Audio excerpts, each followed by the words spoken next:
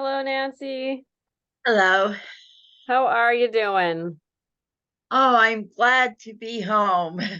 Yes, Last week, I know. I saw you were Colorado, and now I'm in doing a bit of Kansas. traveling. Sorry. That's all right. So you traveled across the country, or how? Where were you? I went to Pueblo, Colorado to see my new grandbaby. Oh, And so that was where I was last week when we had class oh, so you're back now. in Wichita, Kansas. Yeah. Okay, okay. Well, welcome back home. Yes. Oops. So I heard from a couple of the other people that are signed up for this workshop with you. Uh-huh. And the time is the issue for them. They're having trouble with the schedule. So today you and I will work together. We'll look at whatever you've written. I know that you sent it to me. I want to just hear it and we'll talk about it and we'll kind of Okay. we'll do like a little, it'll be a shorter session because it's just the two of us and because we don't have Okay. anyone else with us. But what I'm thinking is this time, while it works okay for you and me, there are a few people I'd like you to meet who want to participate in the workshop with us. So I wanted to ask you about your schedule, and what it sort of looks like so that when I can try to get, there are four people who are going to be meeting with me, and I've got to somehow try to find a time that works for all of us. Okay. Would it be the same time? I mean, are we looking at the same time or um So I don't think we're looking at the same time because we have one person who's on the West Coast and it's 8 a.m. there. And that's a problematic time for her to join us every time. right. But I also have someone in Michigan who wants to join who is on a work schedule that makes it quite difficult to not do it except on a weekend. So I'm looking at either doing two groups, one on the weekend and one during the week at a later time, or trying to see if we can all make it work for one time on the weekend. But again, who knows? I mean, I might come up with something that works for three people and then it doesn't work for one. So I may have to do one-on-ones, but I'm going to try for next week to try to see if I can adjust things so that we could actually so you could work with other writers, and Right. see the method and how it is in a community context rather than just with the two of us, you know. Okay. Um if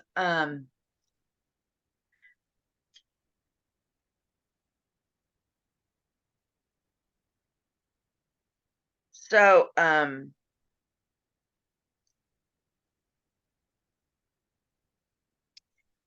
Saturdays would work for me. Okay. Um Hopefully I would have to ask my husband, but we usually don't do anything. So I think Saturdays would work for me. Okay. Um And remember, this isn't an ongoing thing forevermore. This is just, right. we want to have like one or two sessions and then we'll invite you to join our Wednesday group and hopefully you might be able to make it at that time. Yeah. So, Yeah. Um, okay, so Saturdays would work. okay. Um,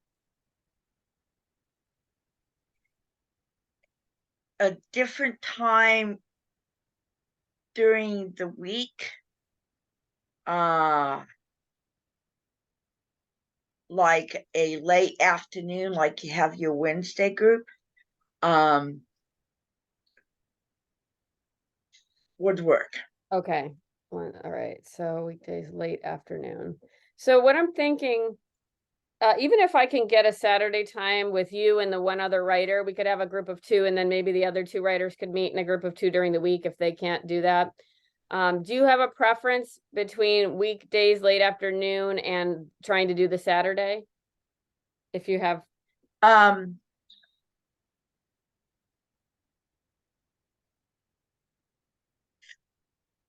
late, let's see. it's a tough call. Well, because of my time change too. Right. Um, Uh,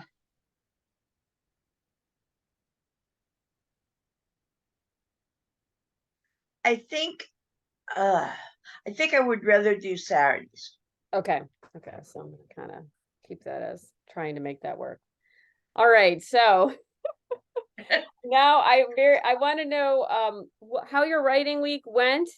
Did you kind of did you let it sit with you during the week? What did you have any thoughts about the meeting that we had, or the method, or just the story that you started to tell?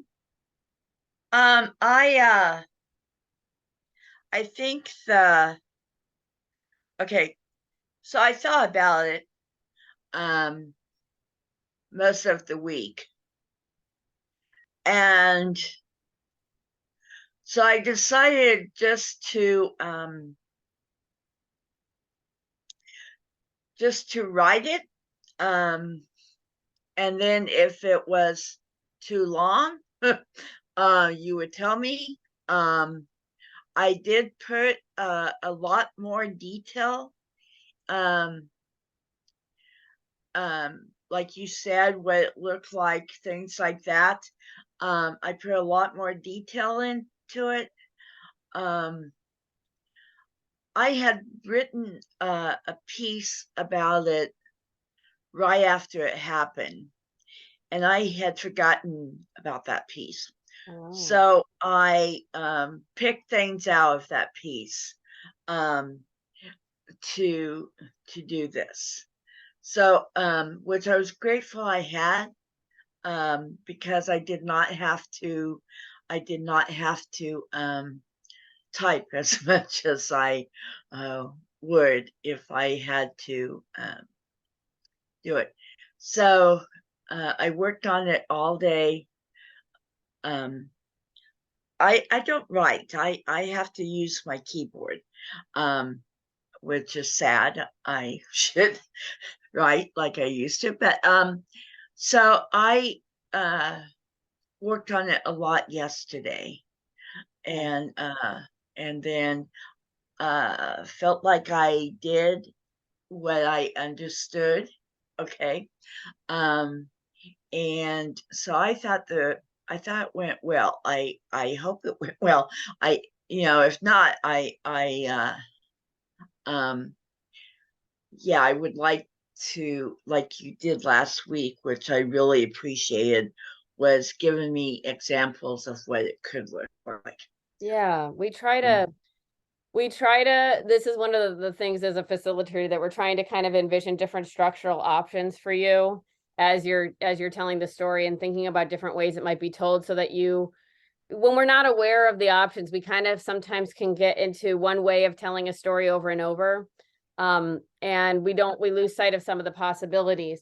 So one of the things that the Herstory method really encourages you to do is to write away from anything that you've written in the past. So if you've written, I like you, I like to write about things sometimes right when they happen, because I don't want to forget the things that Right. I have that are really, important to me at that moment. And it's a great thing to do, because as a writer, that's your toolbox later.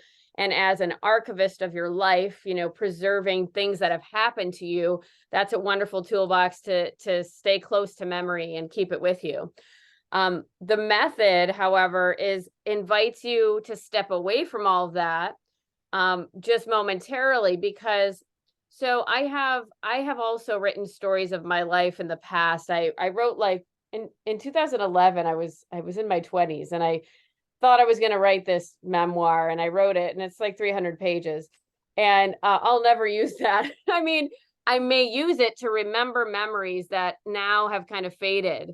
So from my childhood or from my adolescence, I have certain quotes from my mother, from interactions that I had with my mother in my youth, that I kind of let go of them, because I knew writing them, it was a way for me to sort of not keep them replaying in my consciousness.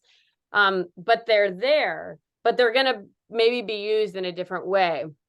Now, the Herstory method is giving you a way to keep all that over here for, for the time being, like you did, and to sort of be in the space with me like you did last week, and try to go back into that space without letting the ways that you've written the story before kind of Right, take the right. floor, but actually just being there. So you looked at your past version. Had you started writing it, or did you kind of copy and paste, or did you try to write from that place a little bit of that page one moment like you and I were in last week where you were Yeah, yeah. reading? So what I did is I just read it to because it seemed like some of the suggestions that you had given me, I just wanted to see. I'm not a real good writer in terms of punctuation, or I just go. I mean, I just and um I I wanted to just look at it. Yeah. I did not copy and paste Okay. because I wanted it to be in that moment. Um, yes, it was helpful. Um, Not that I had forgotten, but when I had talked about it last week, I and you brought up the windows. Yeah. I knew I had said it differently back then that Okay. made more sense. So I looked at that part. How did I word it back then? Yeah. Um Yeah.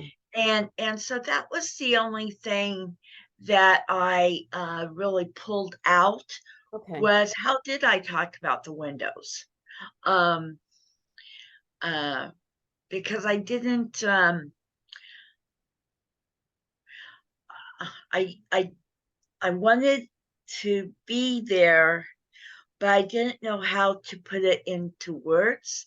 And I knew I had kind of put it in words when I wrote it the first time. And so that's the only thing I went back and uh, looked and see. But no, I didn't copy and paste. Um, it was all like it was um, last week. Awesome. Okay. All right. Before you share it, do you have any questions or anything as you were writing or thinking about the scene that came up?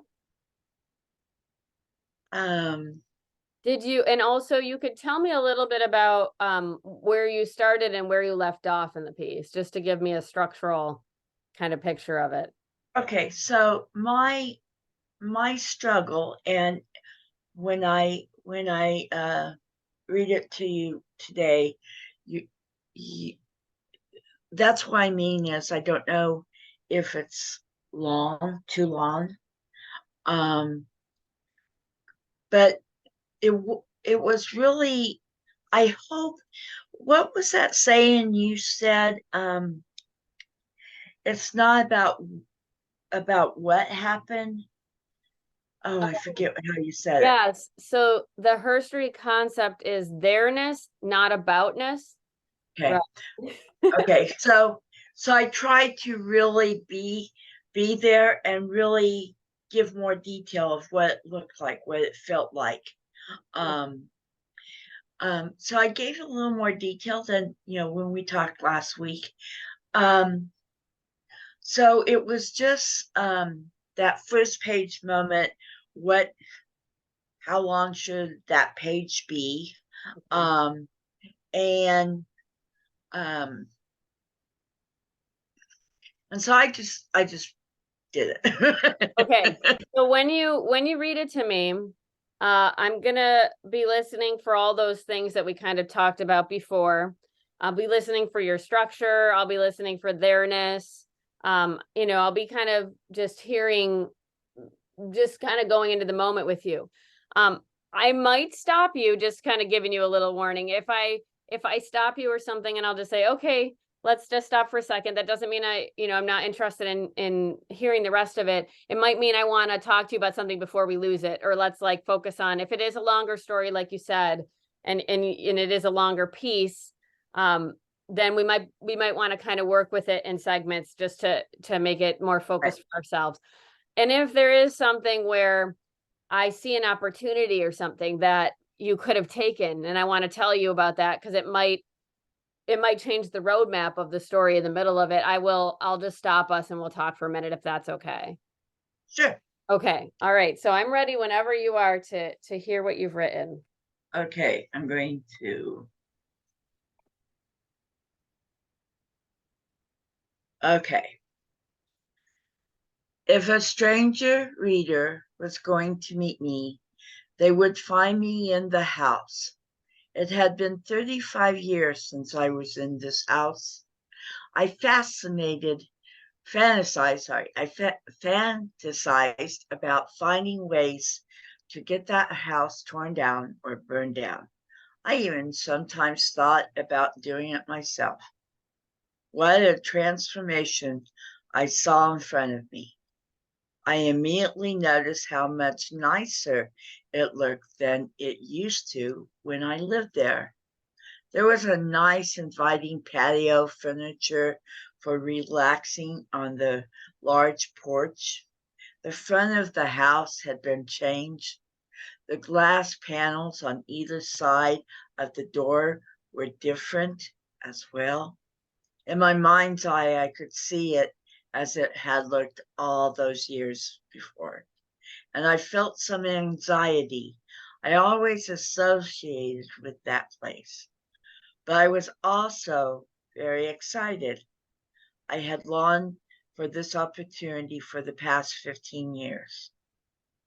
It was so beautiful, so clean, so quiet, so welcoming, and so different. This was not the hellhole that had been known as the coffin house.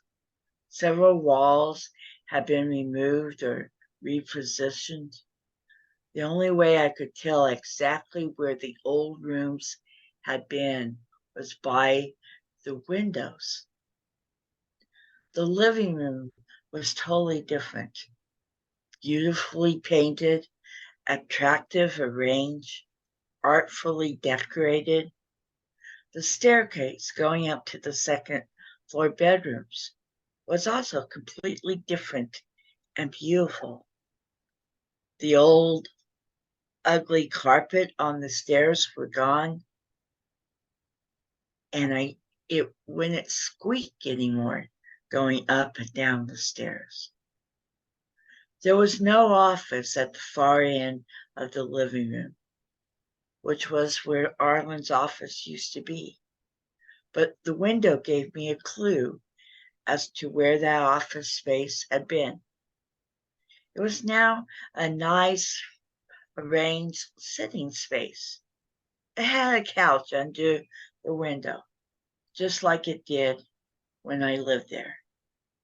I couldn't help thinking that Barbara wouldn't be locked up in that room if she was living there in this house now. We walked into the area that had been the dining room. I remember where there were French doors with curtains on them, where the piano was that Kevin often played. I could see him playing now, and where the table stood. Where the French doors had been, there was now a little bar, and there was a little door that said toilet. That would have been the old seclusion room, which was right next to that toilet. It was interesting that there was still a toilet there, although a much different space than what I remember. It was beautiful with lovely floors and fixtures rearranged. I could see the old bathroom space, the little sink, the toilet, the shower stall filled with boxes, and the door that went into the seclusion room. The seclusion room was where I spent days locked in, wearing only my underwear, with no furniture and sometimes having to only use a bucket or a toilet. That space now appeared to be remodeled as a laundry room with a washer and dryer. Well, maybe that is symbolic, representing the need to wash away the abuse of that space.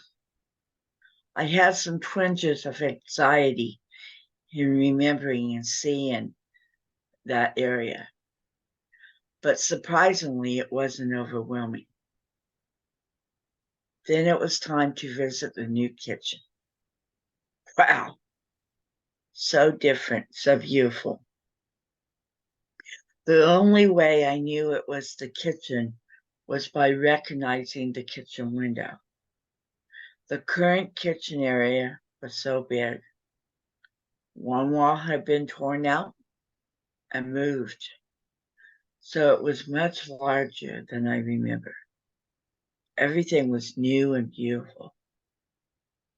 I could see how it used to be, the cockroach-infested space where we, the residents, had cooked our meals.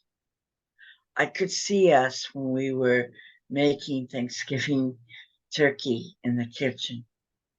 I could see Tom during his every week supper for us, which was hot dogs and mac and cheese, or watching Lynn making pudding that she would not share. Then we went into what had been remodeled into a family room. I thought I would struggle when I revisited the old seclusion room area, but that had not really bothered me much. I was much more teary-eyed, triggered by seeing this family room area, which is where group therapy meetings had been conducted. I could see all of us, Kevin, Barb, Stacy, James, Lynn, Mark, Brad, David, and Peter. We were sitting around that long table, listening to coffee. It was, of course, beautifully remodeled and decorated, but no amount of new paint, flooring, furniture, entertainment center could cover up the stark reality of the abuse that happened in that back room. When I went up the stairs, I was so aware that this was not the same place. Upstairs, I noticed that what had been Kevin's bedroom for many years had been turned into a bathroom. It was a really nice bathroom, big and beautiful. I stood in there. I could see Kevin in his room with his bookcase and his desk and his bed and the window which he would always look out of. There was a very large bedroom that had several beds, kind of like a ward in an institution. This space had been remodeled into 2 lovely bedrooms. Gorgeous walls, floorings, decor. I could see Mark playing his guitar and telling us all the time he was going to be in Joan Jett's band. Tom always fighting with James, who got the bed next to the window. That was where you could see the front yard. Where the door had been to go to the bathroom, there was now a wall. When I went into what used to be the room I shared, I could see where the beds and dressers had been. There was no room for those in the space now. Everything was different. I could barely recognize, but the only way I could do it was by the windows. Looking into the closet in the room really blew me away because I could remember that when you opened the closet door, there was a room to hang your clothes, but behind that was another door, which is where Arlen would lock up Barbara's things to keep her from leaving. There was no other door now. I could see myself in that room. There was a separate bathroom in this bedroom, which made me think that this was now probably a master bedroom. Oh, the bathroom, of course, was totally different from when I lived there. I could see the old bathroom. The toilet sometimes leak, or the old claw foot bathtub drain would leak down through the ceiling and drip down, sometimes pour down, onto the table downstairs. We had to make a sign that said in use because there were only 3 of us girls and 9 guys. I could see myself. Sorry, I lost my place. I could see myself being in the bathroom and having to put that sign up. The bathroom was filthy and grungy. The tub was stained so bad you didn't know if it was clean or not. The electricity in that old house was finicky. The lights didn't always work right. Seeing the new bathroom and remembering the old bathroom and talking about the old bathroom began to get to me. I wanted to leave quickly and get back downstairs. On the way back downstairs, I could see probably the spot where Mark might have fallen after overdosing. That really haunted me. I'm glad I got to walk through the house. I'm glad that my friends are not there, but they are here. The horror and the evil is still in here. No changes can make it different. I think it's time to leave the house now. I asked everyone, my old therapist and my friend who was able to get me able to walk through the house. I asked them to let me go out last. So they left and they left the door open. I turned back and I looked at what used to be the living room. I need to say, let's go, guys. So I grabbed the door handle. I called out them by name. I tell them it's time to leave. Barbara's giving me a hard time about leaving. I tell her there is no one to give us a hard time anymore. I really see them. I see their faces. It's a sunny day. I can't say that to a therapist now. They would think I was getting sick. I tell them that we are now all truly free from that painful past that was part of history of this place. I walked out of the house and closed the door. I suddenly felt like a lifting off of my shoulders, like I just took off a heavy coat. Ladine and Jason told me I had a glowing smile on my face.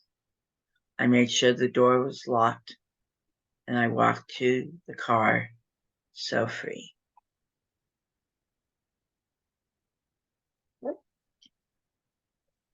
Okay, I'm gonna turn on my lights because we have a little storm coming in and it's getting dark in here. All right, I have a lot of notes. I have a lot of things that I'm noticing.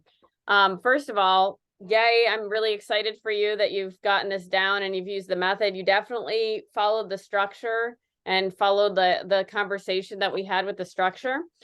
I'm gonna tell you like some general things, and I'm gonna talk about specific moments in your piece. So it'll be a little bit of a mix.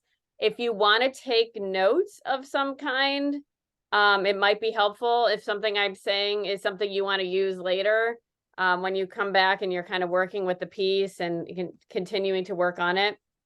So just as a reminder, for this project that you're part of, and the project that your piece hopefully is going to be part of, and for the Herstory Writers Network, we want you to have a sort of finished piece that we want to that we might possibly publish. I know there's an end goal in mind, but that end goal is very much tied to that goal that we talked about last week, which is that we want to change hearts and minds with our stories, that we want to develop empathy, but also to keep readerly attention, because we can't really get the change that we want if our reader isn't really, sucked into our story and staying with us the whole time. So those are the things that I'm going to be using the Herstory method concepts, like there-ness versus aboutness, which is what I'm going to talk about in relation to your piece, in order to try to achieve that. And remember, do you remember we talked about your agenda? If your words had the power, do you remember what it was that you said last week? Do you have it fresh on your mind? Yeah, I think it was that I wanted to change policy.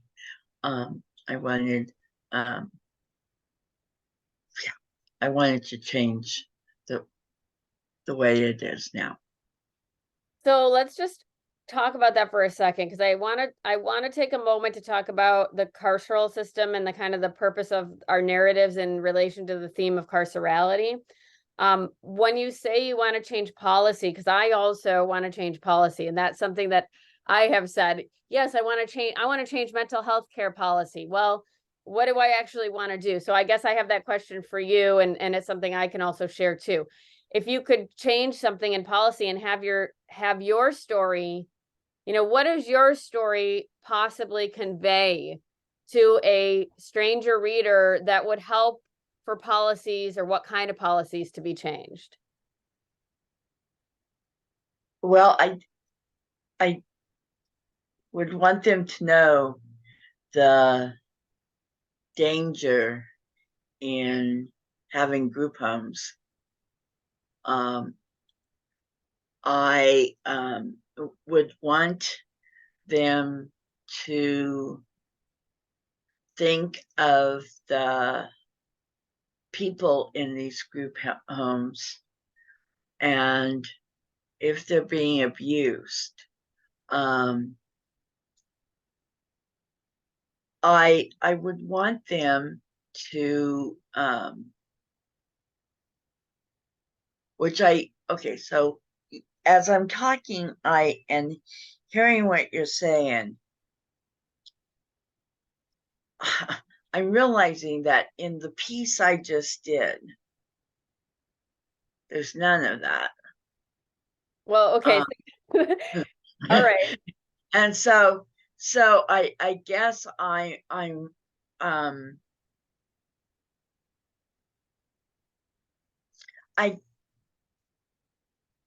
I guess I'm wondering, I don't know, maybe walking through the house was not the best piece to get that reader to really sense that wow, this was horrible, and it needs to be changed. Okay. So yeah. I think okay, I'm gonna agree with you that maybe, well, okay, I don't agree that this structure doesn't work for that purpose. I think that you walking through the house actually does work really well for you to convey the kind of violence, horrors, and abuses that can happen in a group home setting, which we need to talk about how this is carceral. So we'll talk about that. But you're not right. You're not writing a speech where you'd be like, you and I, we're going to the UN, and we're gonna, Right. here's our dream. We're gonna get to speak before the UN, and we might use a part of a story like the one that you're writing, and then we might appeal and say, policymakers, we are asking you to create greater protections for those who are in group home settings or whatever. So you don't want to turn your memoir into the sort of essay style speech where that is to go with it, right? The change that we want. What you want is for your reader to see the horror, to feel so moved with empathy from the horror that they learn, that they say, oh my gosh, this is what can happen in a group home setting. I never in my wildest dreams could imagine that these kinds of things happen in group home settings. Just like with my story, I want people who have never been in a psych system to walk through those doors with me and to say, this isn't a place of care. I wouldn't want to send my worst enemy here. I wouldn't want to send anyone here. But the way that I do that is not telling them, although there's other contexts where I do tell them, but the way in memoir and through the Herstory method is not to tell them, hospitals are not places of care. Psychiatric hospitals are places of abuse and horror. That's telling them aboutness, right? I'm telling them about what I have learned. Right. But the story itself takes them there. So my major, I guess, feedback for your story is that you described certain things. And I think that what you've got, the structure is the thing that works the best to me here, because going through each of the rooms is an opportunity to tell about the horrors in the rooms.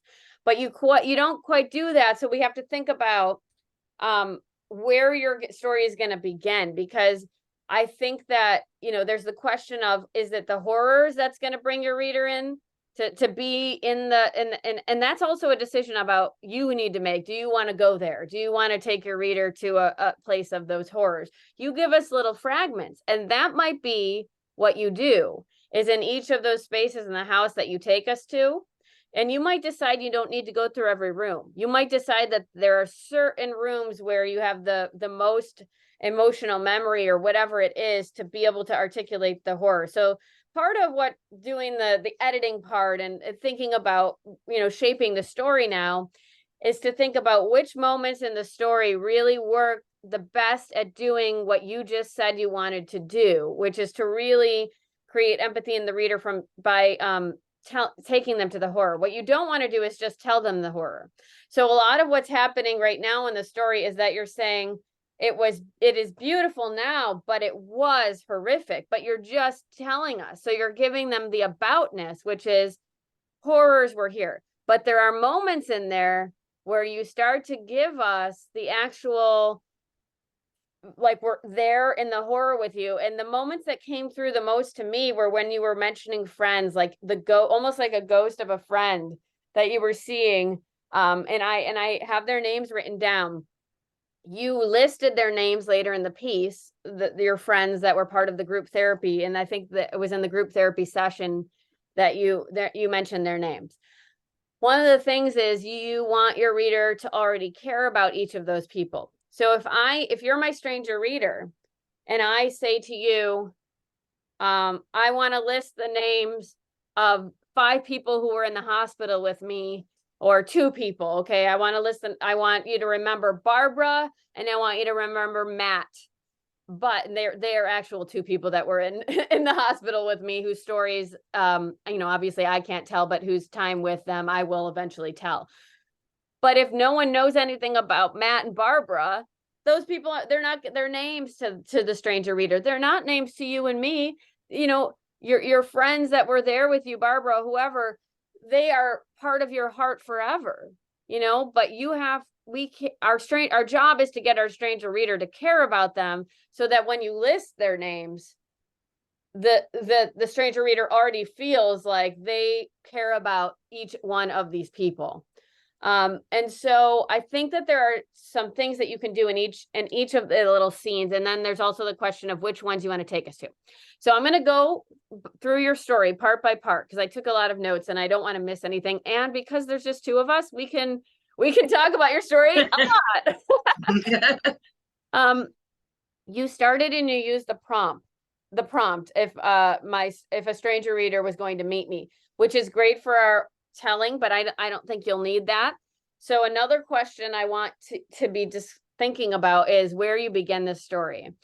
And there are possible places where you began it and you got it started, but you might not actually have that be that very first moment that your stranger reader meets you, because remember, you want to take them to a moment of theirs that is going to suck them in. So let's take a couple of examples. I tell you, if a stranger reader was going to meet me, well, if you're my stranger reader, you're probably not going to be pulled in immediately to that line. Okay, that's just that's our tool. But Right. if you go to your second line from them, they would find me. So say we say, in the house, it had been, okay, I was trying to find a place where I was writing down what you were writing. It had been 35 years since I had been to this house. That would be that could be a possible place where you begin, right? Because now, is that line going to be the thing that, no, but what you say next might be. So again, each of these are writerly choices you're going to make in the end. But for now, if we say that you begin, it had been 35 years since I had been in this house, you've got to say something on the other side of that that is going to be like a detail or something that just astounds your reader, right? Because anyone can say, it had been 60 years, or, I was 16 years old, but it depends on what I put on the other end of that sentence that's going to draw my reader in. If I say, I was 16 years old the first time and then I say something really jolting, then that might keep my reader in. But if I just say that, then that's just going to kind of come off as a generic time marker. And yes, you want to know that it's been 35 years, but maybe that's going to come later in the story. So maybe that first part where you tell us it had been 35 years since I stepped into this room or house, maybe that's going to come halfway through. And we're going to kind of weave in and out, and kind of the thing that we have to think about too is, are you going to go back in time into there-ness? You're there in the house doing the visit. So you've got, you're in the present there. Are you going to backstitch, which is a herstory concept that we use? Are you going to backstitch in moments of there-ness from the past? You had fragments of there-ness where you were saying, oh, I can see them making the mac and whatever it was, hot dogs and mac or whatever. Yeah. The funny thing about Lynn making the pudding and not sharing it with anyone. I love those details because they really bring to life a little bit of the personality of your friends that were in that house with you. So it would be taking us for more of there-ness like that. Those are the things that are going to stay with us. They're also the things that are going to make those characters real in terms of the storytelling. So yeah, let's just sit with the question of where you actually begin. I'm going to keep kind of looking through it and we'll look for different possibilities here. You said how much nicer it looked than when I lived there. So I want to mark a little pattern in the story of things that you're doing.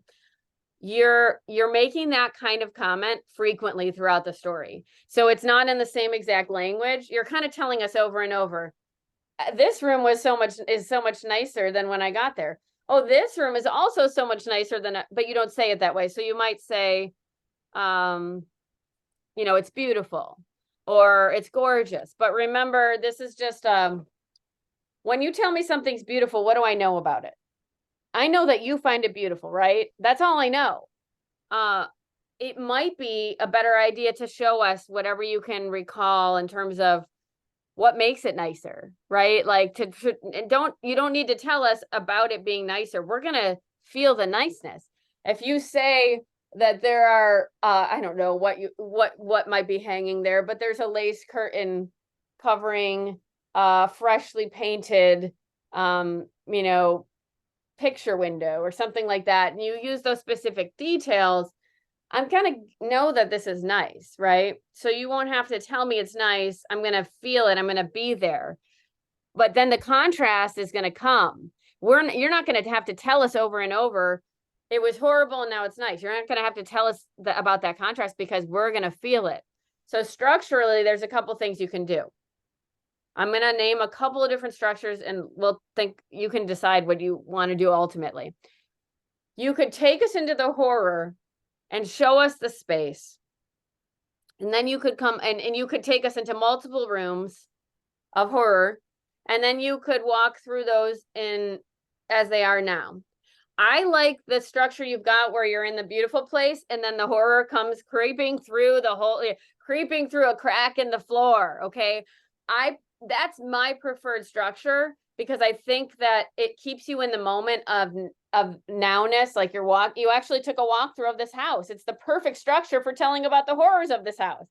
Yeah. So, but there are options. The thing that you'll want to maybe do is possibly cut back on you telling me it's nicer, and in you taking us there so that we see it. So, okay.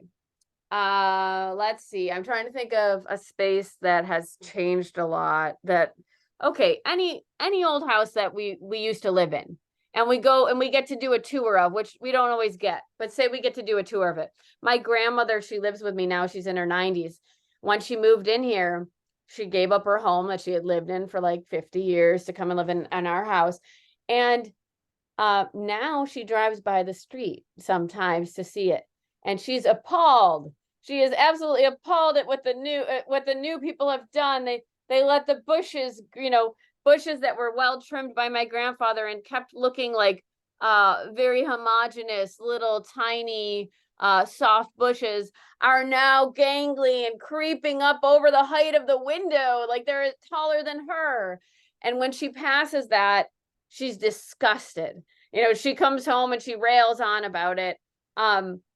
So you can use that model. I'm just giving you that example because you want to have those specific things, and you have the structure there. You have the specific things you want to talk about, but you need to do more detail about them a little bit.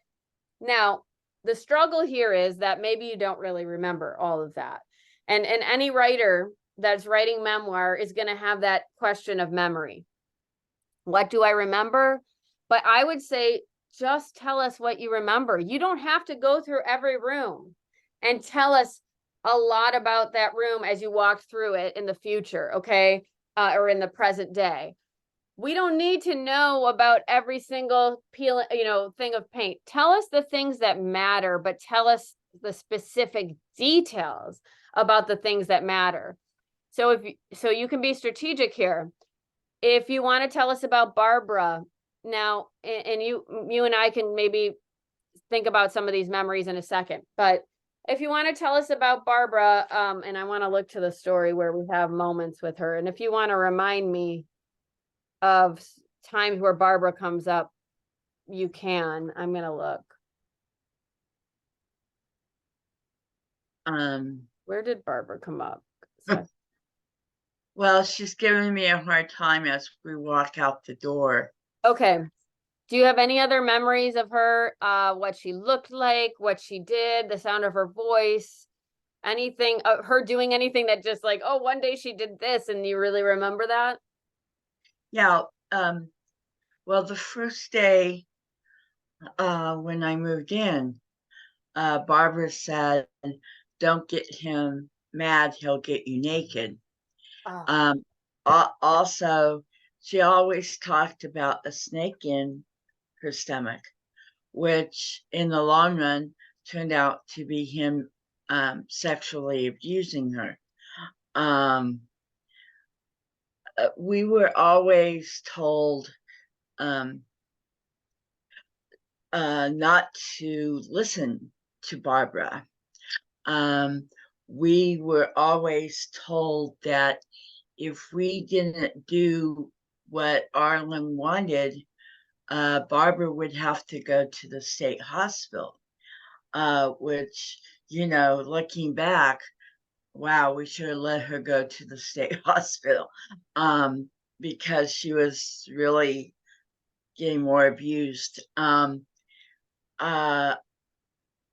Barbara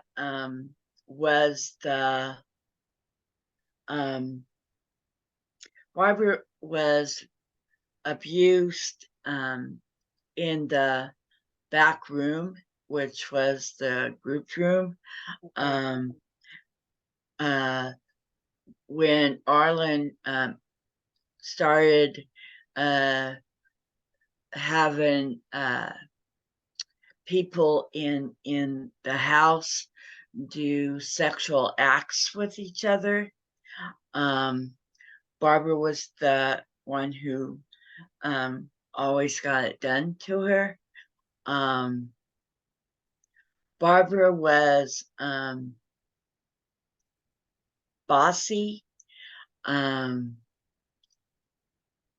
also have fond memories of Barbara. She would tell us how to cook, but she never cooked. She would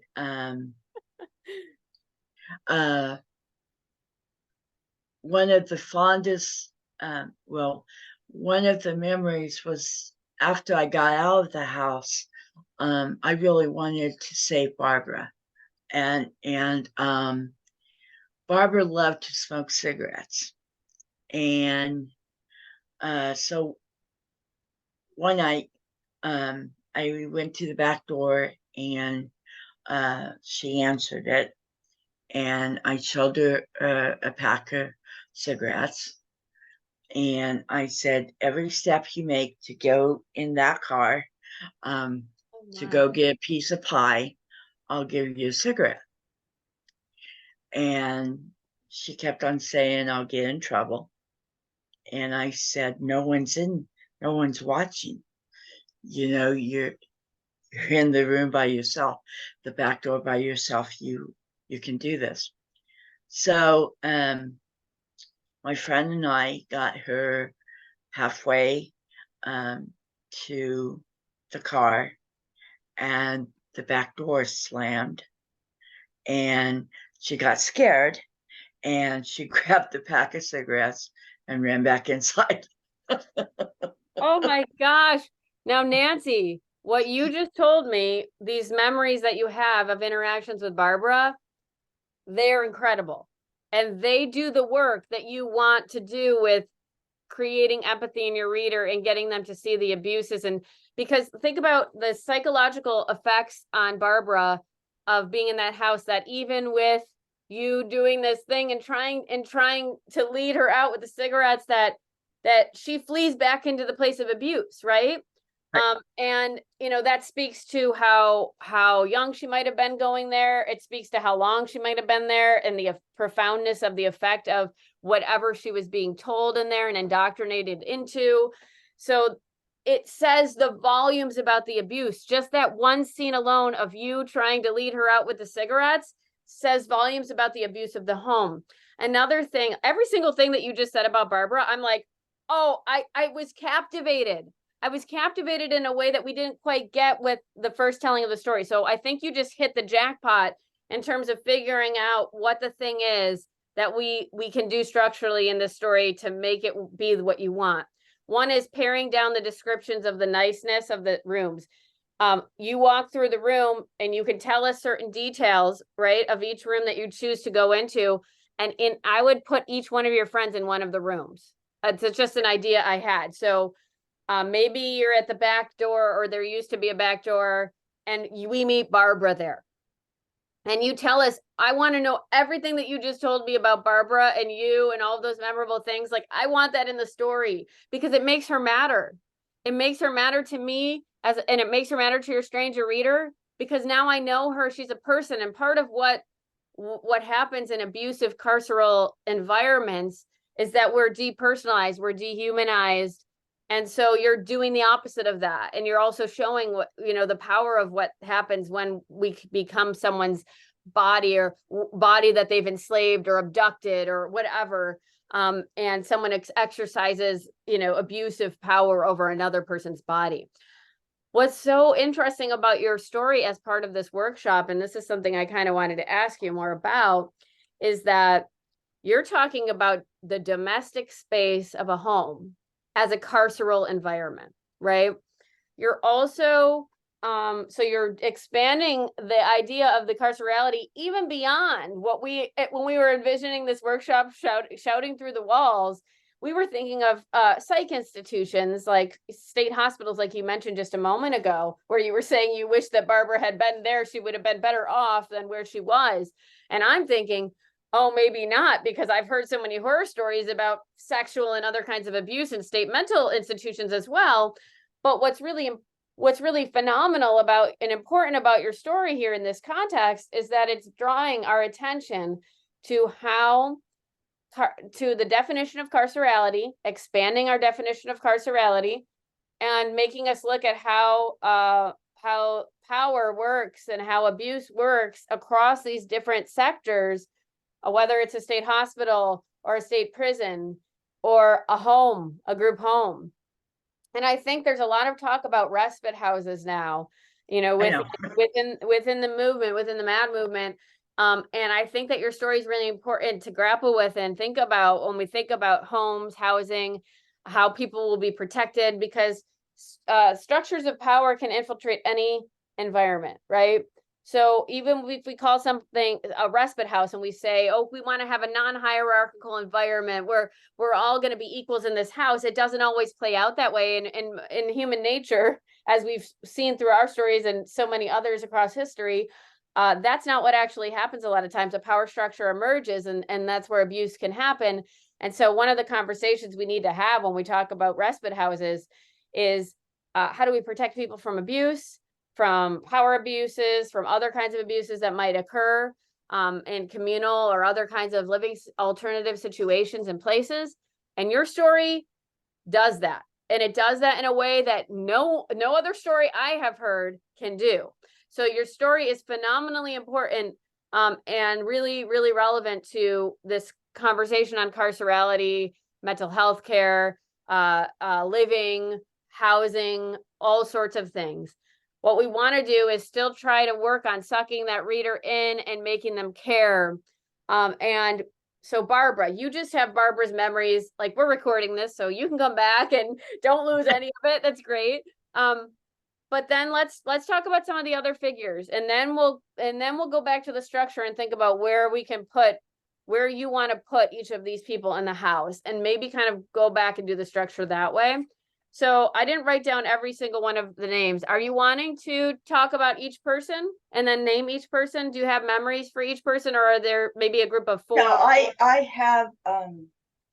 have very strong memories of Kevin. Okay. Very strong memories of Barbara. Very strong memories of Lynn. Okay. Very strong memories of Mark. The rest of them, well, I have strong memories of Brad. But I think the Kevin, Barbara, Mark. I mean, Mark's death was what got me saying, I mean, I knew things in the house was going bad. I mean, and was wrong. But when he died, and it was because of them, I don't care what anyone says, because of them, that's when I knew it needed to stop. Kaufman House needed to be closed down. I mean, I always wanted, you know, my other struggle when I was doing this, Yeah, is do I use Kaufman? Do I use the last name? oh, Because if I want that, so I'm struggling with that, because if I want the reader to get really excited about it or really wanting to know more,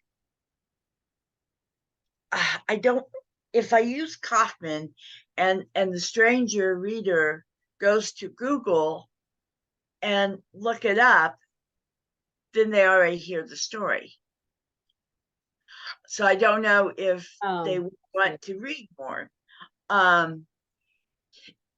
However, if I just use his and her first name, I mean, I could do that. It's just, yeah, that's just a question I have. yeah. These are questions we talk about often in our ongoing workshop, Memoirs to Reimagine Mental Health Care, because now you brought it up from a different angle. So you're like, I don't want my reader to get my version of, to get a version of the story before they hear my story.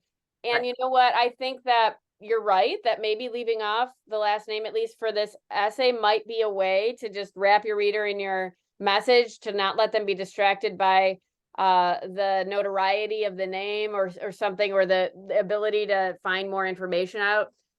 On the other hand, a lot of times we talk in our workshop about people being scared to use people's names, scared of retaliation, scared of lawsuits, that kind of thing. You're in a space where it sounds like this person has been punished for crimes, and they are not going to be in a position where they could ever do any harm to you for using their name, right? So you're just doing it based on I don't want to have the name be the thing that, however, in terms of your story and marketing and all of those things, there's an argument that could be there that it would be good for you to market the story on your own, separate from what you're doing with Herstory, for your own selling of the story, to actually use the name. But in terms of just the writing itself, obviously the story is going to grab, and plus what you're telling, at least in this essay or chapter, is not necessarily putting him in focus, right? Putting the main abuser in focus. You might have a chapter later where we really get to see him, but it seems like, because you're going with the ghosts of your friends in the sort of place of this building that holds all these memories. I love what you're doing with telling about the people without necessarily giving him the spotlight in those spaces, which I think you did. Yeah, I don't know if you did it consciously or whatever, but I think it's a very important thing to do, right? In terms of taking back your power and claiming that space, and giving them voice, because they never got it. Yeah, so I thought about, okay, you just shared with me Barbara, Kevin, Lynn, Mark, and possibly Brad. I think if you focus on doing 4 or 5 of your friends, and building their character like you did with Barbara and what you just did with me, and doing kind of memories for each of them that are like really, really profound and wonderfully memorable, but also really important to talking about the abuse. I think that you don't have to name all of them. Now, you might have the mission of, I need to name all of them because they matter. Maybe there could be a footnote at the bottom of your story that says, although I did not include all the names of those who lived in this house with me, I want to recognize the full list of names of those who were my friends. And then you list the full name in the footnote, the full names. And then you are still honoring all of your friends. But in terms of the storytelling having the greatest impact on the stranger readers that you seek to and hope to affect, I think that paring it down and making those characters more memorable will work. Plus, you've said they really are the ones that you remember the most and have the most memories that you can work with. So I don't know what you think about that, but it was an idea. Yeah, I like the idea, and I think I can instead of putting them all in the group room, which is now a family room, I think I can put each one of them in a room. Yeah. Um, I think that, and they all were in each of those rooms at some point. So you're not like diverging from the truth of the reality of the home, right? Right, right.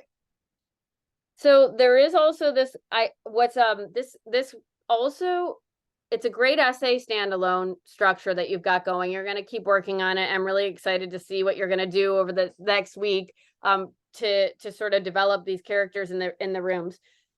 The other thing is it works really well as a longer book or as a chapter, because you haven't talked about your abuses yet, right? You haven't talked about what you endured in those rooms. Right now, for the beginning scene, you're in the present, you're in this empowered place of coming back to this home where you decide, I'll be the last one to leave here, and people listen to you and you get to do that, and that's great. And but you're not taking us necessarily into each. You might come back to the structure. You know, you might go back into each of the rooms now in a different way in another chapter and talk about your own experiences in those rooms and really open up the story. So I love this as a beginning, page 1 scene where your friends are memories are honored, and then there's the story that we still don't know, because if you can end this story somehow leading us to you, you know, you are what was your last line in the story? Do you want to repeat it to me, because where you left off, the last line or two lines? Okay, I lost it right now. Okay, I can look at my notes too. Let's see what I have. Yeah, I Okay, I wanted to leave quickly the spot where Mark might have fallen. Oh, I can't read my own writing. Those are the okay. lines. So let me see if I can pull up what I. Okay.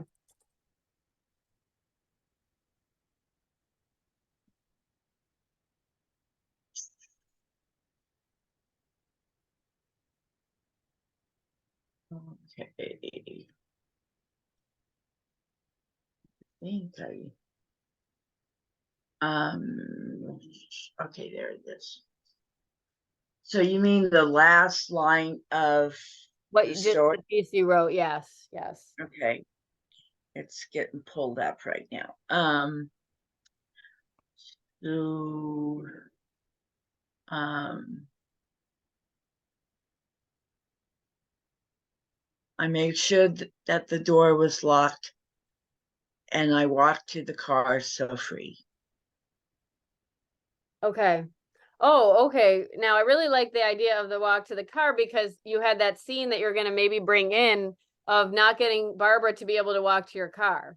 So there's a little bit of a parallel there and a symbolic beauty to you actually making it to the car. Yes. Now, yeah, so actually I kind of like that as a segue.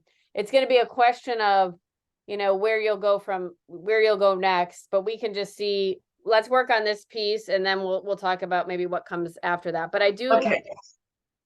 there might be a way, you know how you told me about leading Barbara and you were like, one little bit at a time, and she would come forward a little bit and there'd be another cigarette. How was your Yes. walk? How was your walk different when you walked that day to the car? What do you remember about it, if anything?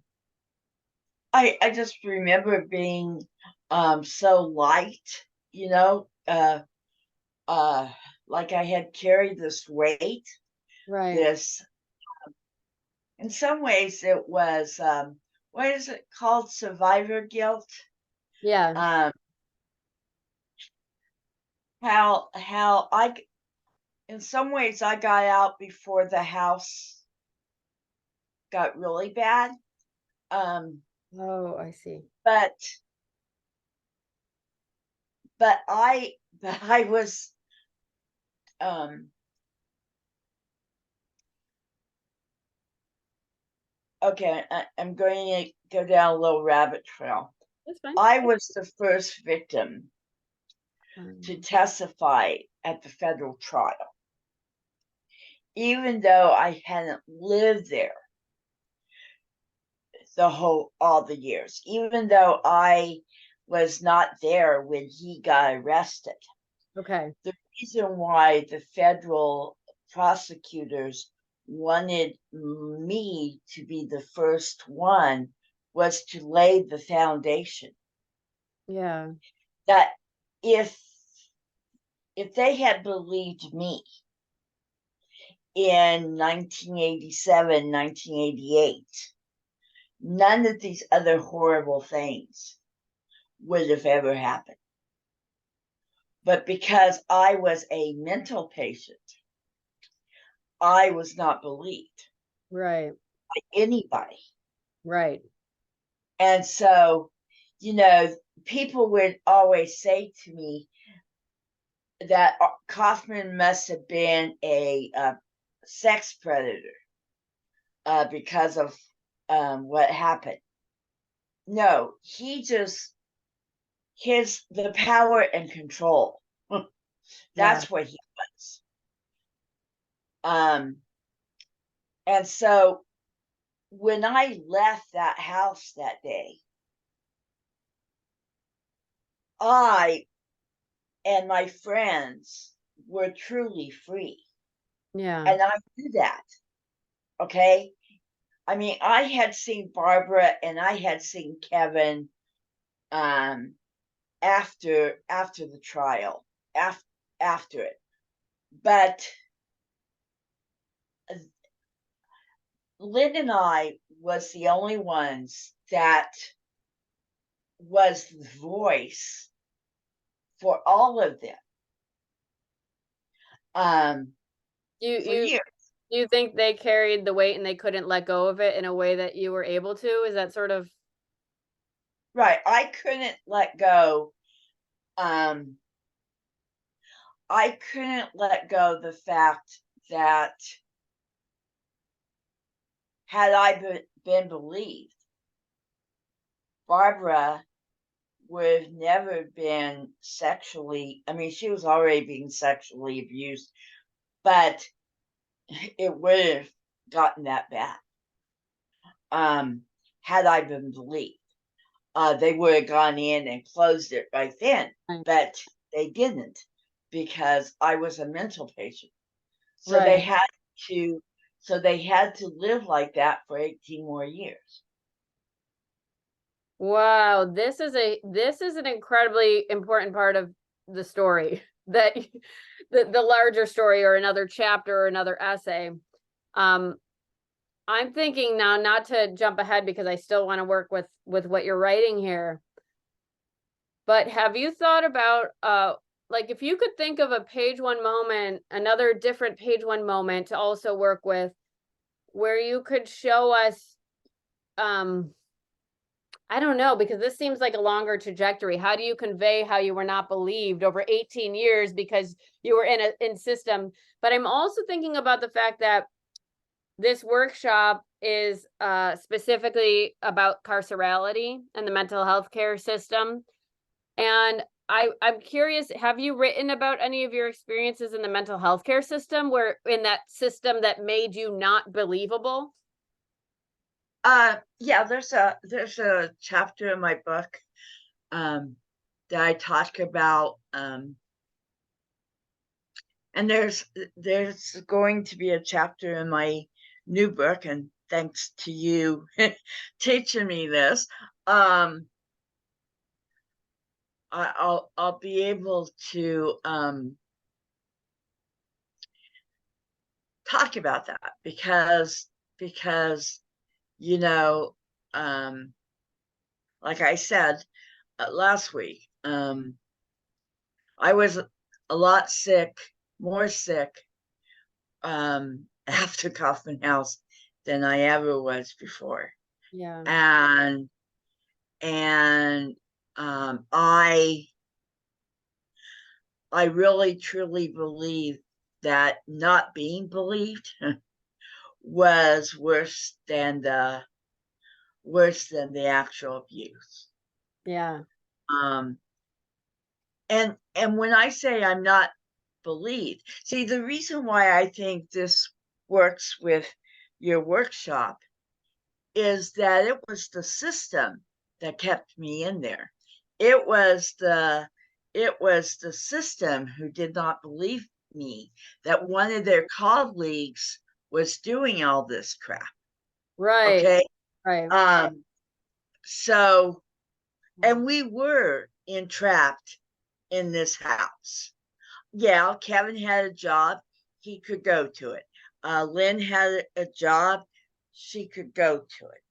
You could leave and go to the library. Tom volunteered at the library, but people like Barbara and James was not allowed to go out of the house. Um, and that is why the civil rights lawyers, prosecution from Washington, D.C. was a part of the trial because he took away our civil rights. Yeah. Yeah. So yeah, Wow. I yeah, that's why it was so important to me to get in Prairie View's face Yeah. and say, okay, I can't sue you now, but what I'm saying to you is in black and white. You can look it up you know, in court papers. So, yeah, I see that's why it's hard to write this because I don't know what, I mean, I want to have that strange reader open my book for the first time, like you said last week, but I don't know which story or which experience Right. to to get them in. Right. You know, And that's what we're working on. So I think actually the solution is to try different ones, to write different page ones and to kind of work through it and talk with it and what I think that this piece works. It might not be the piece that goes at the beginning of your book, and that technically is what your stranger reader's first going to encounter. But we still use the page one method to keep right. generating stories.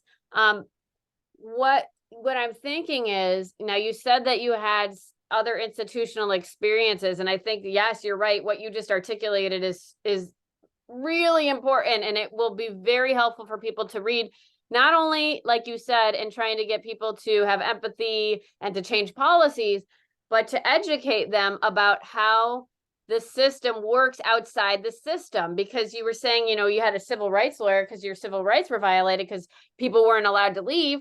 Well, that's also what's happening in our systems, in our state institutions, is that you are basically, it's legal in many states for our civil rights to be violated, which is for us to be like, you haven't committed a crime, you're not being convicted, but you're basically going to be imprisoned. You're going to be not able to leave a space, which is if you're involuntarily committed to a mental institution, that's what they're doing to you. But they were doing this in a housing situation. So there's okay, you could begin a story where you talk about, now you said you were able to leave or you weren't for a time.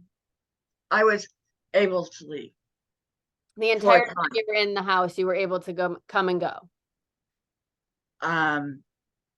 No, when he found out that I was talking to Prairie View, he took me away from Prairie View. When he found out I was talking to my church, he took me away from the church. Okay. So those might be moments to tell in your larger story, to bring scenes of those conversations where all of a sudden he says, you're not going anywhere, or whatever it is that went on in those conversations, or he closes the door. Well, he locked me in seclusion. Oh, okay, right. So you'll have those memories. So another page one, which may be a really hard one. So you have to decide if that's where you want to go with this, but it might be one that is that thing that brings your stranger reader in, is a lot of people don't know what it is like to be held in seclusion. Now, even I, though I've had carceral experience, I was never in what we could call seclusion. Now, I could call all of it seclusion in some sense, but not Right. what you're talking about. So I think that bringing us in and taking us there into a seclusion room would be a page one. And that's something that if you are open to and you want to tell me about it, you could take me there. You would use the same prompt just to get yourself started with, if a stranger reader would meet me, they would meet me while a man that's 6 foot is towering over me, and he says, you're going in seclusion, or whatever it is that Okay. where you would begin. Would you want to try it right now? Sure. Okay.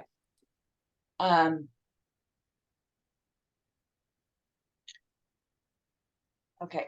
So I am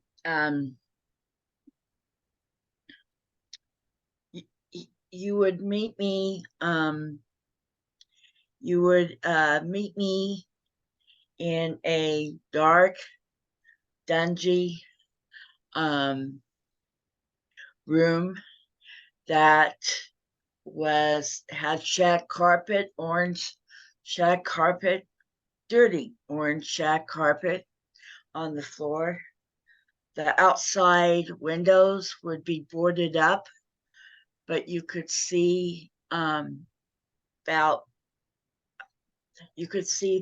skyline and the trees. The other side of the room would be some French doors that are all boarded up. You would have a light bulb hanging down on a wire, but you would not have the switch to turn it on or off. There's a little door on the other side of the room that goes into a dingy, ugly old bathroom, a dirty sink, a dirty toilet, and a shower stall full of boxes. There's a door in that bathroom that goes out into the kitchen. You're standing there, and Arlen tells you that you need to take your clothes off.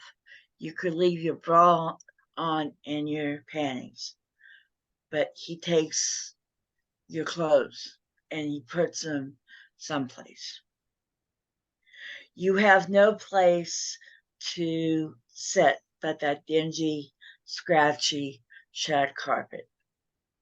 So you sit in a corner. He tells you that you are going to be in that room until you accept these 5 things. These 5 things are: you should never get married. You should never have a child. You should never have a job because you couldn't hold money. You should not be a part of a church because you'll burn them out.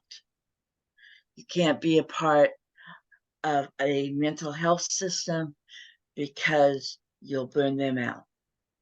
I am the only one that can help you. Because you're so sick, you need to quit fighting me and accept what I'm telling you. So until you quit fighting and just come to realize that this is your reality, you need to stay in this room. I'm in this room and I am sitting in the corner. He gives me a pencil and he gives me some paper, and he wants me to write these 5 things down 100 times each before he comes back to see me. In the meantime, I am very scared because I can't get into the bathroom. So I knock on the French doors.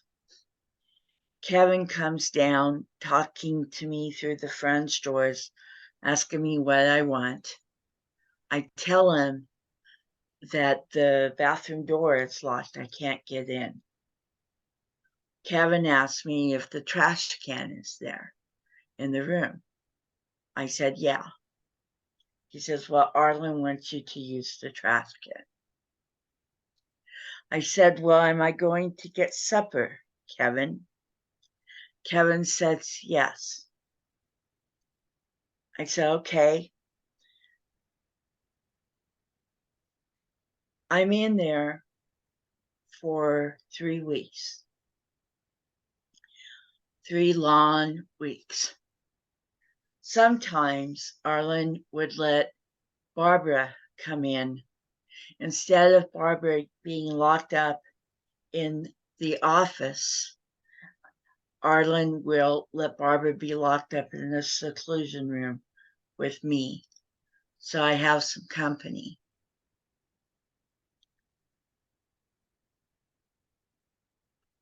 So what happens in those 3 weeks is a depressed person gets real depressed.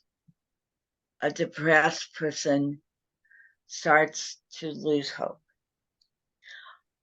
It's during the 4th of July weekend, and I can hear Arlen talking to someone from my church on the phone. They must have asked if Nancy can go with them to Athletic Park to watch the fireworks. I can hear Arlen say, no, she's going to go with us. Well, that never happened. On the night of the 4th of July, I'm in this old, creepy, dark house, all alone, scared to death that if a bottle rocket hits the house, it will go up in flames and I'll die.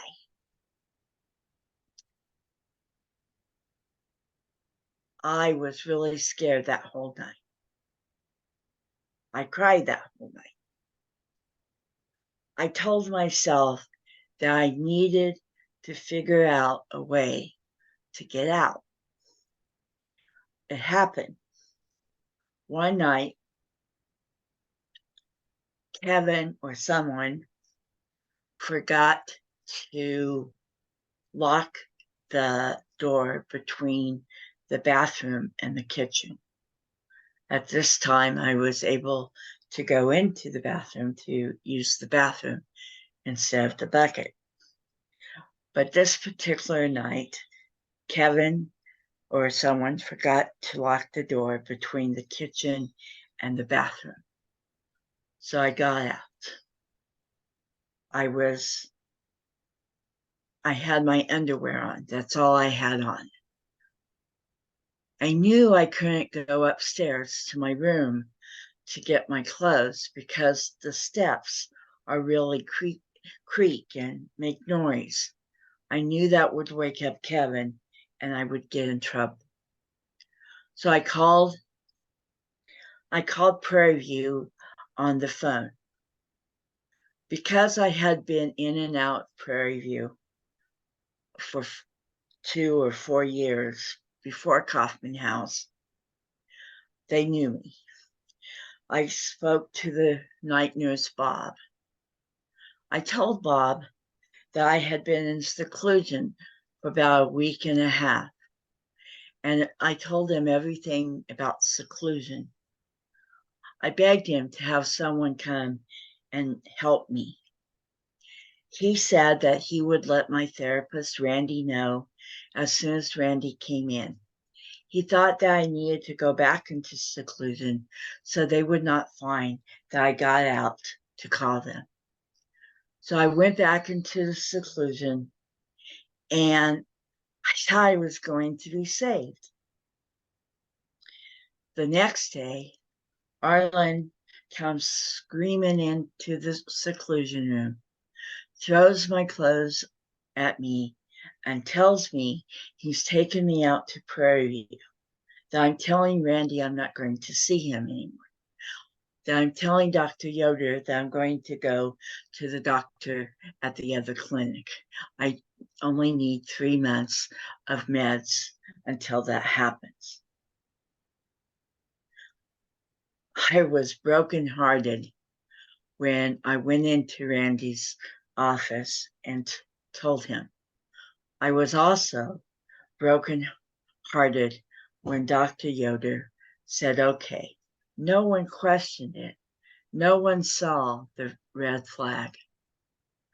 Years later, I had a chance to ask Randy why he did that. What happened? He said, Arlen was my colleague. I called my colleague and believed him instead of you. So that was the first time. Arlen was really pissed. He took all my clothes off. He told me that I was going to be in there longer and I was going to be punished by having no bathroom privileges, and I was going to stay in there longer. I had to up the ante. So I had gotten, Donna did not know this rule, so she gave me my robe the next day and I went to group therapy, and she let me run up to my room to get some tissue. Well, instead of getting tissue, I got plastic pins, bulletin board pins, and I put them in my pocket. So when I got in the seclusion room, I was really crying. Arlen had said that was my fault, that my dad abused me and my brother sexually abused me. That was my fault. Well, I knew that was wrong because at Prairie View, they never told me that. But now I felt so dirty, and I felt stuck. I felt like I was never going to get out, and no one was believing me on what was going on. So I stuck the pins up my vagina as far as I could. Of course, that hurt really bad. But my thought was they would have to take me to the ER, and I could tell the doctor, I could tell the nurse, and they could get me out. So I knocked on the door, and I told Kevin he needed to call Linda. I needed to go to the hospital. I had just hurt myself. Here comes Arlen and Linda. Arlen tells Linda to look and see if I really did it, as he is standing watching behind Linda. Linda says, yes, it's serious. I can't get him out. Okay. Arlen tells Linda, take her to the clinic. Don't take her to the ER. Take her to the clinic. So Linda gives me my clothes and takes me to the clinic. I'm really hopeful now. I'm hoping that I will be free after this. I don't care if they take me to the state hospital. I'm going to be free. That didn't happen. What happened, as the nurse practitioner was cleaning me up, she asked me, honey, why did you do this? Before I had a chance to even breathe, Linda said, she's one of our clients. But that is all the nurse practitioner needed to know. So I went in there. I got sent back to the seclusion room. I just sat there. When he would come in, I wouldn't talk. I would just sit there. I was broken. I was done. Well, that pissed him off. I couldn't win. Either I was quiet and not causing any trouble, not arguing with him, not telling him he was wrong, or I was quiet. Whatever I was doing was pissing him off. So he told me, he threw my clothes at me, and he told me that I was going to go out of seclusion, that I was going to get a bus ride back to Colorado, and I was going to stay there until I could figure out what I was going to do. That was the last time I was in seclusion. Wow. Okay. First of all, First of all, I know like we're with the Herstory method, we're supposed to stick to the story and everything, but I'm a human being and I'm so sorry that that happened to you. That is truly the horror that you described. And with the piece that where you were talking about the horrors of the house, you really shared that horror with what you just shared. You're an incredible storyteller. I mean, you have captured what the Herstory method asks people to do, and it's not always easy because a lot of times it takes a lot of vulnerability to say, I'm going to go into a place, I don't know what I'm going to remember here, I don't know what's going to come up. But you have an incredible way of telling your story that really brings out all of the injustices that are compounded upon you, and it really does what you said you wanted to do, which is to sort of show how the system kept you in this house by not believing you, by sort of being like writing you off, which is so an important thing that we want others to know, is that when you go into the system in any way and you are considered a patient, a mental health patient, all of a sudden you lose your credibility in society. You are seen as an unreliable narrator. It doesn't matter. There's no differentiation. When you speak about your reality, your experiences, you suddenly lose this what I guess others might call like the ability to be a knower, the ability to be a teller, the ability to be believed. And like, I think this piece shows that. And it's such an important part of your agenda, that if people are going to change the system, they actually have to see people who have been affected by the system as the knowers, as the wise people who are possessing the knowing and knowledge and wisdom that is needed to change the system. So like, I'm commending you and your piece on this. I've got two thoughts here. One is, I want you to write what you just wrote. I want you to get this down. I don't know how much time you'll have in the week to come. So if this doesn't happen, then, you know, we continue on. But if you have time and you want to start to write this out, I think that this is a profound story and it fits right with what we're doing.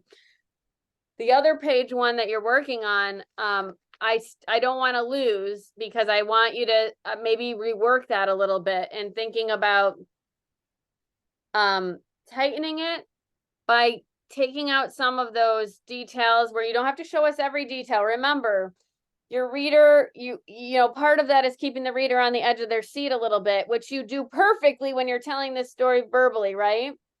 Right.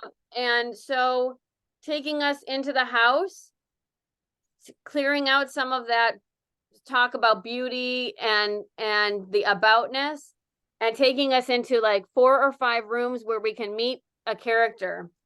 You in the present, maybe you in the present with the window. I also wanted to say, because we had talked about the windows and they come up, I noticed maybe 4 times the windows came up, but they were different windows. Your little detail about the house being, you could tell it was the house because of the window. It came toward the middle of it, I think. And I thought, Yeah. it's something that if you're going to do that, probably should come at the beginning.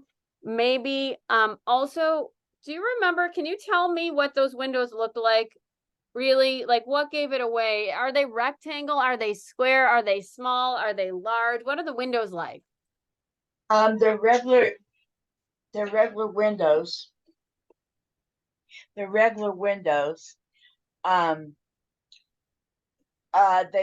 They most of them did not have storm windows on them. It just was regular old windows.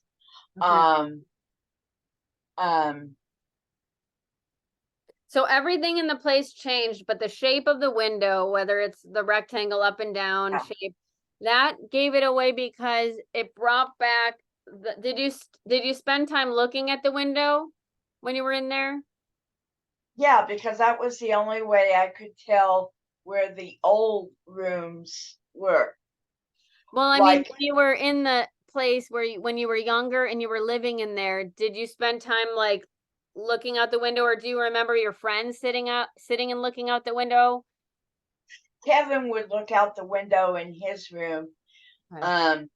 Tom and Mark would always complain with each other who got to sleep next to the window in their room.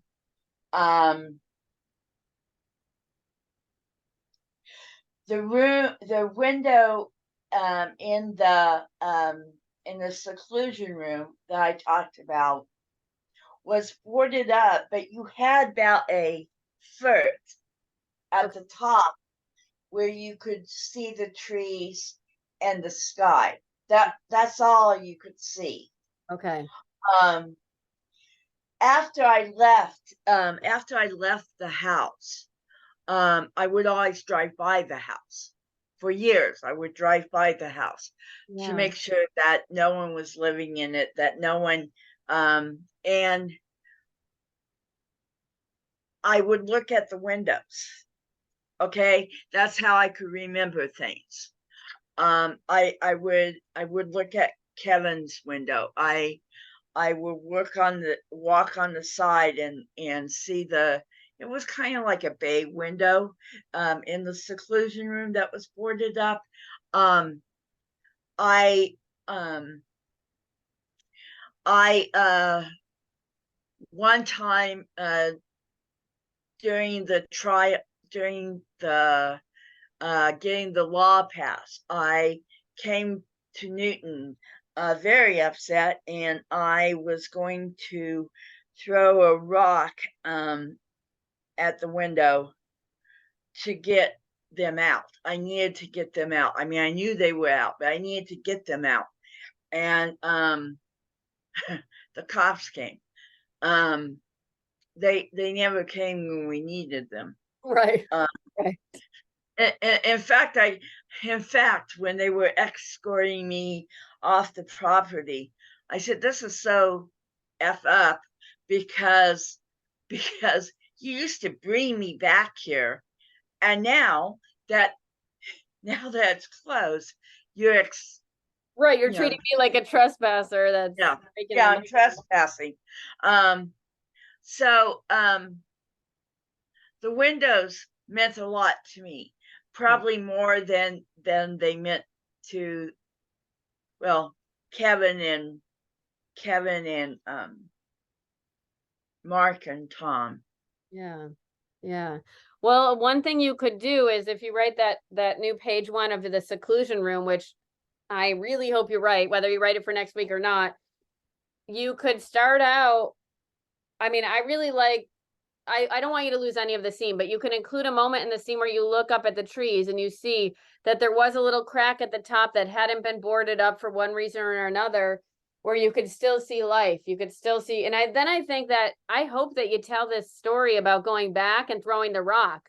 Because first of all, it's like an empowering story because you're like my superhero in the story. You're going back, you want to destroy the place, you want to save the people inside, and then all of a sudden you're the one that's being targeted, and like it's totally this it shows the hypocrisies, the reversals, the injustices of the entire long 20 to 40 year situation that you have been, but you're just such a crusader. I mean, really, it's I love that scene too. I mean, every time you tell me another detail, I'm like, oh my gosh, this is an incredible scene. So from a storytelling perspective, your story does grab the stranger reader's attention. It's just going to be, I think, a matter of getting the stories down, cleaning up some of the stuff that happened in the other piece, but then piecing it together and figuring out what structurally should come first. When you do go back to the other piece and you're doing your editing, also remember that Herstory. So I'm not in this role with you. I'm not an editor. I could do that role. I could certainly do that work. I'm getting you to do the writing, helping with the story and the shaping of the story and the structure of the story. But if Herstory is going to publish your piece, if they do an anthology, which they just recently did, they will have actual editors who will not change your work without your consent, but who will offer suggestions and ask if it's okay for certain things. So you would have some help with that if you wanted it, through Herstory. But you can still do some stuff on your own, which is looking through, and anytime that you're talking about it looking nice, choosing that more sparingly or consciously. But let's see. You talked about Arlen's office in the first piece. Yes. And I thought that was very interesting. I wanted to know more, but I was not sure whether that was for that piece, because that piece seems to be about you and your friends and reclaiming your power and honoring something, while Okay, also so I was going to use Barbara in that okay. piece. Okay, in the office. Yeah, Okay. That's perfect then. because I kind of did in the piece already Okay. by saying Barbara wouldn't have to sleep on the couch Yes. in the way it is now, Okay, and yes, um she was locked up in his office.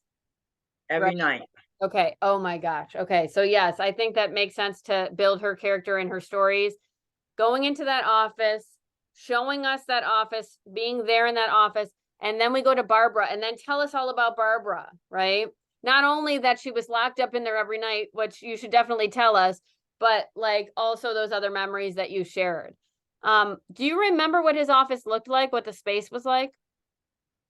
Yeah, it had 2 windows. Okay. He had a desk.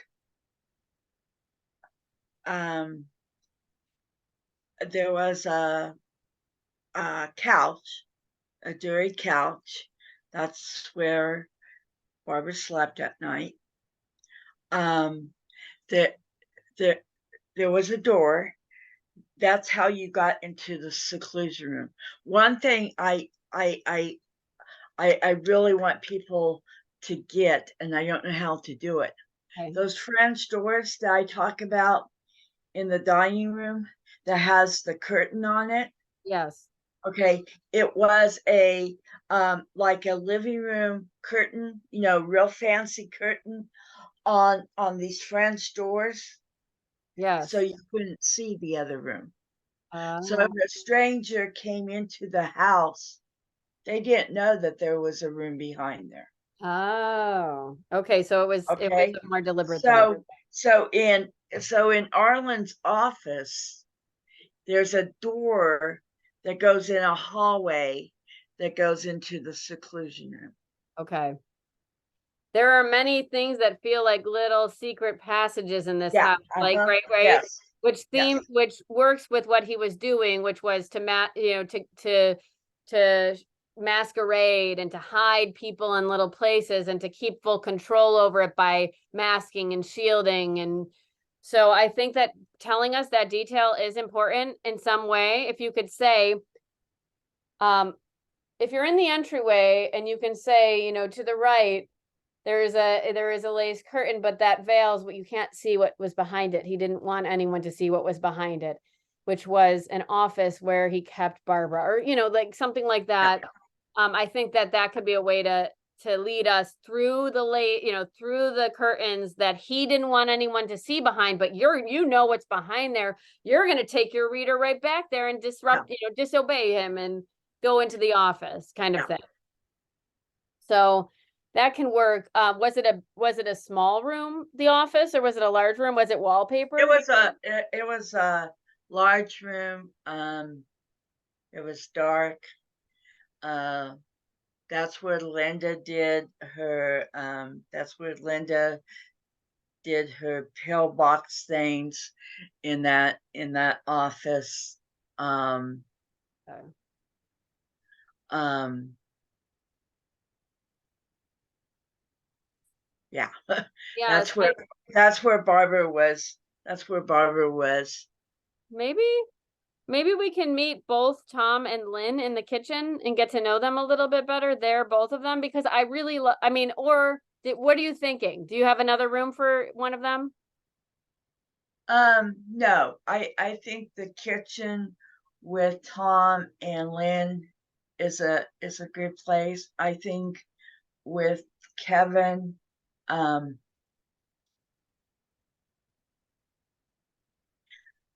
I guess Kevin's well, What about the group therapy though? Because I feel like that's important, but maybe that should come last because that's the group.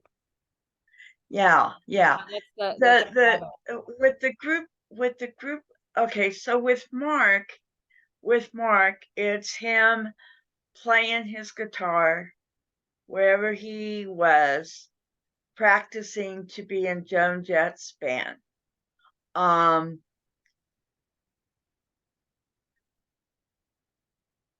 Somehow I want to talk about how, well, I guess I could just say I knew Mark at Prairie View before I went to Kaufman House. Then he came to Kaufman House. I knew him there. And then after I left,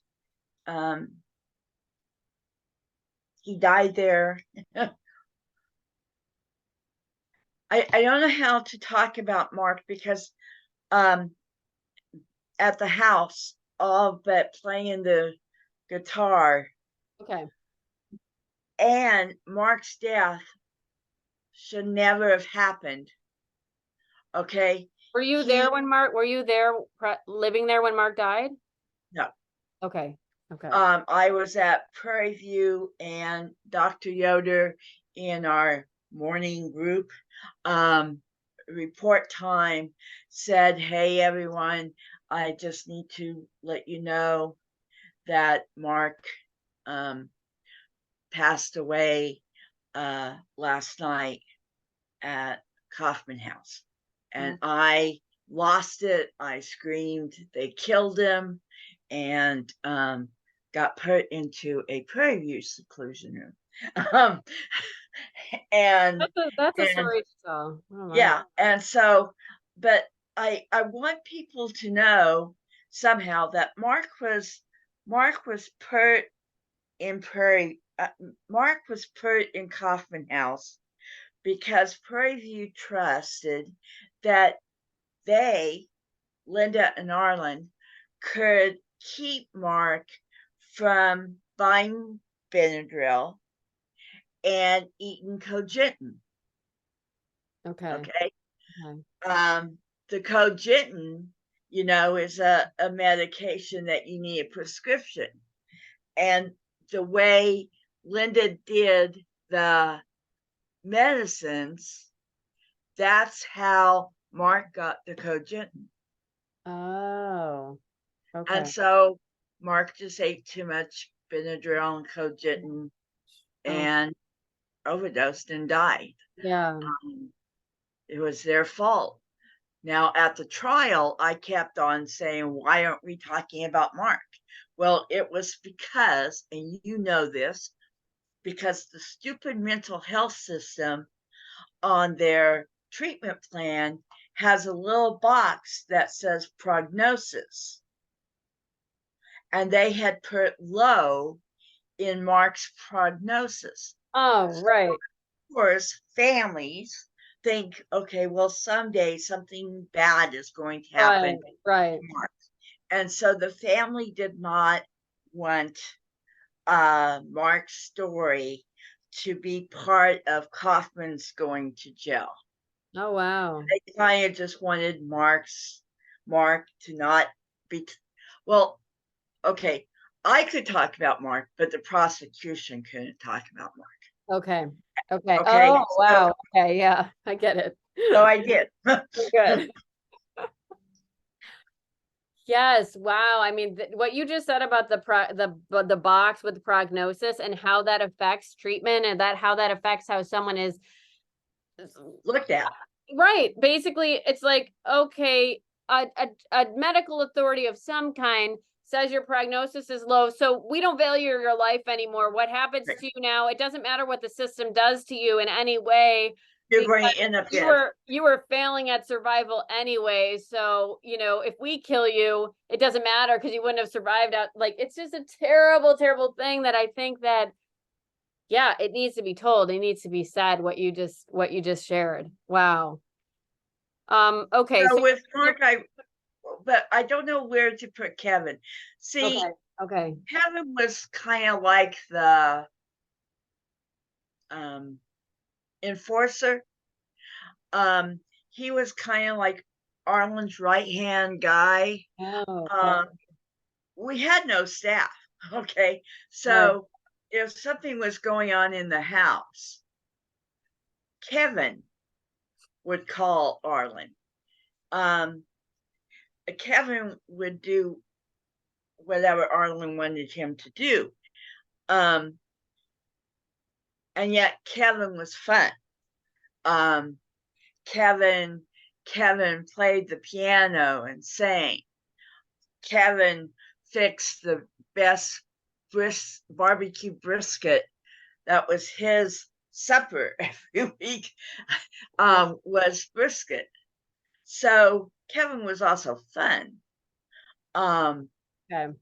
I don't know where I guess I could put him in his room. Well, I mean, only go to the rooms that you are, only go to the main rooms that you think are important to the larger. Okay. When you choose the rooms, I would suggest choosing rooms that structurally you might come back to when you tell your story of being in that space more. Okay. Okay. You know? Okay. That'll Okay. I just think it's structurally a smart thing to do to cohere a story around this, because you have a longer story to tell. You have more to tell because you're going to talk about you in that space. Right. And, Okay. and maybe this beginning part of you in the seclusion room, maybe it's going to end up being first, and then this is going to come later. You just, you'll be able to play with the pieces like a puzzle later on. So, Okay. so All for right. for whatever you do next week, obviously it's up to you what you'd like to do. I would say I would love if you started to start to write that scene, that page 1. And then just continue to work on this piece and with some of the stuff that we talked about. And I think Okay. I think that it's all going to be great. And I'm really, again, I thank you for meeting with me, for having these Yes. conversations. It's so wonderful to meet you and talk to you. And I look forward to speaking with you again soon. Okay. See you Okay. later. All right. See you later, Bye-bye. Nancy. Bye-bye.